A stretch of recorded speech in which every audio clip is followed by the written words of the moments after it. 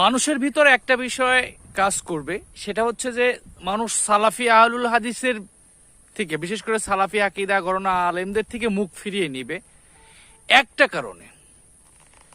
সেটা হচ্ছে, বিশেষ করে আমি একজন সালাফি আলেমের কথা বলি, তিনি অনেক বড় আলেম, আবু মোহাম্মদ জাকারিয়া, শেখ আবু মোহাম্মদ জাকারিয়া, যিনি আর কি প্রফেসর, ওনার কথা বলি।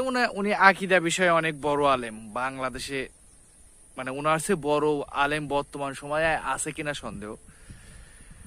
তো ওনাদের কথা হচ্ছে, ওনার কাছে কোনো একজন প্রশ্ন করছে যে রাষ্ট্রে শরিয়া বা ইসলাম বিধানে আপনাদের রূপরেখা কেমন, বা আপনারা কি পদক্ষেপ গ্রহণ করতেছেন। তো এই কথা বলাতে দেখলাম যে উনি খুব মানে বাজেভাবে রিয়েক্টই আর কি, ঠিক আছে, যে তোমার আমল ঠিক নাই, তোমার আকীদা ঠিক নাই, এই ঠিক নাই, সেই ঠিক নাই, তুমি রাষ্ট্রে ইসলাম কায়েম করার জন্য ব্যস্ত হয়ে পড়ছো।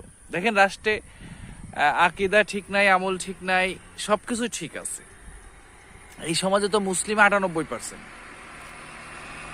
এখন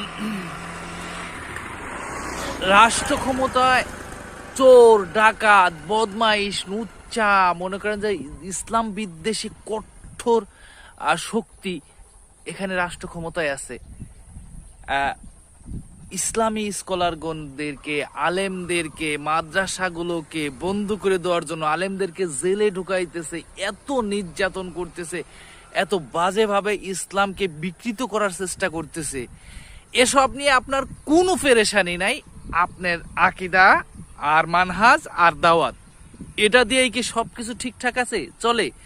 এই যে ধারণা, মানুষকে আপনার যেরকম ভাবেন সমস্ত মানুষকে ওই একই রকম ভাবে, মানুষ কি সব বেউকুব? কেউ কিছুই বোঝে না, সব জ্ঞান বুদ্ধি ধারণা চিন্তা চেতনা সব আপনাদের ভিতরেই আছে, আর কারো ভিতরে কিছু নাই, আপনি কেউ কিছু বোঝে না, আপনি এটা ভাবতে চান? দেশে ইসলাম টিকে আছে কিসের ভিত্তিতে? রাষ্ট্র ক্ষমতা বা ইসলামী রাজনীতি বা ইসলামী ভিতর দিয়েই তো টিকে আছে, খেলাফত গুলার ভিতরে তো এই তো টিকে আছে। যদি আপনি আজকে সংসদে না যান, আপনি যে রাজনীতি করতেছেন না, আপনি কিছু করতেছেন না, এই দেশে চোর, বদমাইশ, নুচ্চা, গুন্ডা, মানে ভিনদেশী শক্তি, ইসলাম বিরোধী শক্তি, এগুলো রাষ্ট্র ক্ষমতা যায়, আলেম সমাজকে, মাদ্রাসাগুলোকে, ইসলামী শিক্ষা ব্যবস্থাকে ধ্বংস করে দেয়, ইসলাম মিটিয়ে দিবার চাইতেছে। আপনার সে দায় কোনো কিচ্ছু নাই। আপনারা আসলে কার এজেন্ডা বাস্তবায়ন করতেছেন আমি নিজেও বুঝি না। আমি একজন সালাফি আহলে হাদিস আকীদা বিশ্বাসী মানুষ হয়ে আমার আসলে মাঝে মাঝে আশ্চর্য লাগে, আসলে এগুলো আসলে কিভাবে নির্বোধের মতো কথাবার্তা